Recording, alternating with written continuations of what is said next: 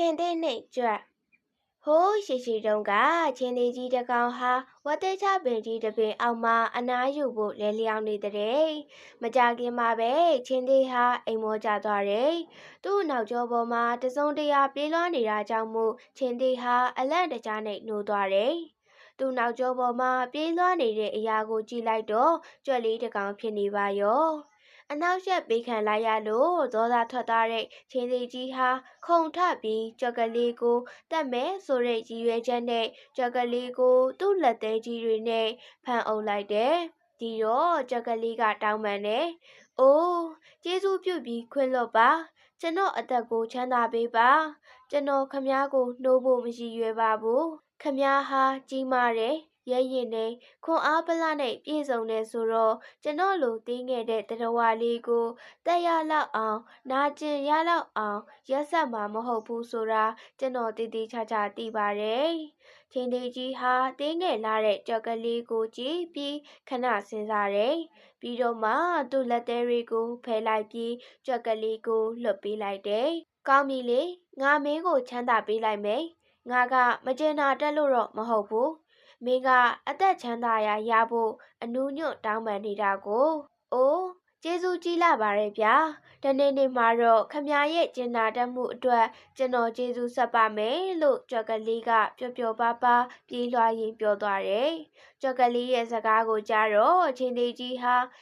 ဒီလောက်သိငယ်လာတဲ့တရဝါလေးဟာသူ့လိုအားကြီးတဲ့သူကိုကူညီနိုင်မှာမဟုတ်ပါဘူးလို့စဉ်းစားမိပြီးပြုံးနေတယ်။ဒါပေမဲ့ရက်အတန်ကြာပြီးတဲ့နောက်မှာတော့ချင်းသေးဟာတောထဲမှာအမဲလိုက်ရင်းနဲ့မုတ်ဆိုးတွေထောင်ထားတဲ့ကျိုးပိုက်ကွန်ထဲမှာအမိခံလိုက်ရတယ်။သူရုံထွက်လေးပိုက်ကွန်က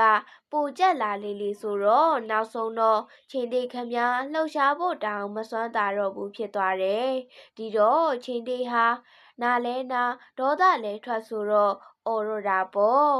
။တောနက်ထဲမှာရောက်နေတဲ့ကြော်ကလေးကသူ့မိတ်ဆွေချင်းသေးအော်တဲ့အတန်ကိုကြားသွားတယ်။ငါသူ့ကိုကဲရင်ကဲနိုင်မှာလို့ကြော်ကလေးကအော်ပြီးချက်ချင်းပဲပြေးထွက်သွားတယ်။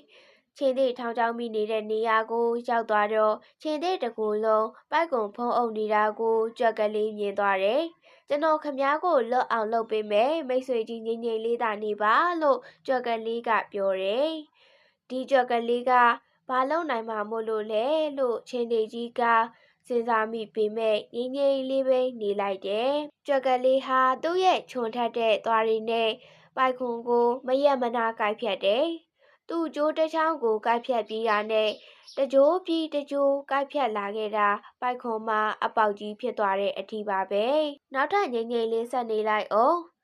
ကြောက်ကလေးကအော်ပြောပြီးအရင်ကထက်မြန်အောင်ကြိုးတွေကိုကိုက်ဖြတ်တယ်ခဏနေရင်ခမ ्या ထွက်လာနိုင်တဲ့အထိကျွန်တော်လုပ်ပေးနိုင်မှာပါမကြခင်မှာပဲကြောက်ကလေးဟာကျိုးရီအများကြီးကိုက်ဖြတ်ပြီးစီးသွားတယ်။ဒီတော့ချင်းသေးကြီးလည်းပိုက်ခွန်ထဲကနေခွင်းလုံးကျွတ်လွန်မြောက်လာခဲ့တယ်။ကျေးဇူးတင်ပါတယ်မိတ်ဆွေလေးရဲ့။ဟိုးတခါတုန်းကမင်းရဲ့အသက်ကိုချမ်းသာပေးမိတဲ့အတွက်ဝမ်းမြောက်မိပါတယ်လို့ချင်းသေးကြီးကဆိုပြီးတော်တဲ့ကိုပြေးဝင်သွားတဲ့ကွယ်။ပုံပြင်လေးကတော့ဒါပါပဲကွယ်။